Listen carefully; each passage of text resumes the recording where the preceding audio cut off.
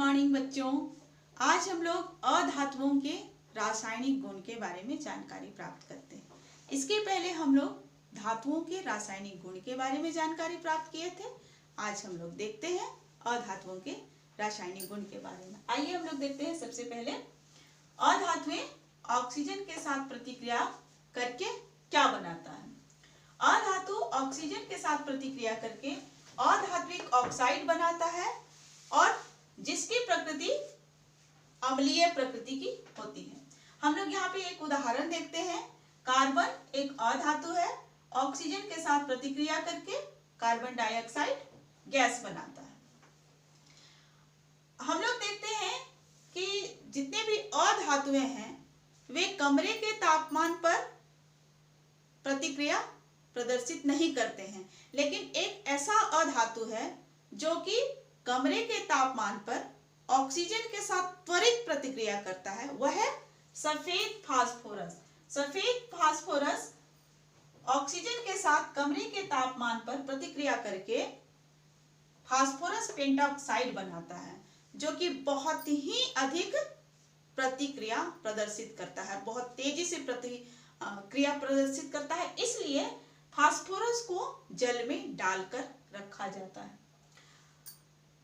मैंने कहा कि अधातु ऑक्सीजन के साथ प्रतिक्रिया करके अधात्विक ऑक्साइड बनाता है, जिसकी प्रकृति अम्लीय होती है। तो हम लोग अम्लीय प्रकृति की पहचान कैसे कर सकते हैं? आइए हम लोग और एक उदाहरण देखते हैं।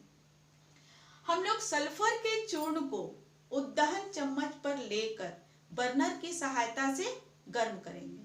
कुछ देर बाद जब सल्फर जलने लगे तो उद्दहन चम्मच के सहित ही उसे एक कांच के जार में डालकर जार को ढक्कन से बंद कर देंगे। उसमें से जो गैस निकलती है वह सल्फर डाइऑक्साइड गैस होती है, जो बहुत ही विषैली होती है। तो हम लोग ध्यान देंगे कि उस गैस के समीप न जाए। उसके बाद सल्फर डाइऑक्साइड जो गैस बनती है उसमें हम लोग थोड़ी सी मात्रा में जल मिला देंगे, तो वह जो विलयन बनता है वह सल्फ्यूरस अम्ल का विलयन होता है। उस विलयन में हम लोग लिटमस पेपर की सहायता से जांच करते हैं। नीले लिटमस पेपर को विलयन में डालते हैं तो वह लाल रंग में परिवर्तित हो जाता है। इसका मतलब क्या हुआ कि सल्फ्यूरस अम्ल जो है वह अम्लीय प्रकृति का है। उसके बाद हम लोग देखते हैं कि अधातुएं जल के साथ प्रतिक्रिया करके क्या बनाता है। अधिकांश अधातुएं जल के साथ प्रतिक्रिया नहीं करती हैं, लेकिन ऑक्सीजन जल में पूरी तरह से घुलनशील होता है और इसी जल में घुले हुए ऑक्सीजन का उपयोग जल में रहने वाले जीव जंतुओं के द्वारा किया जाता है। उसके बाद दूसरा जो अधातु है क्लोरीन, जल में मिलकर हाइड्रोक्लोरिक अम्ल बनाता है और ऑक्सीजन बनाता है।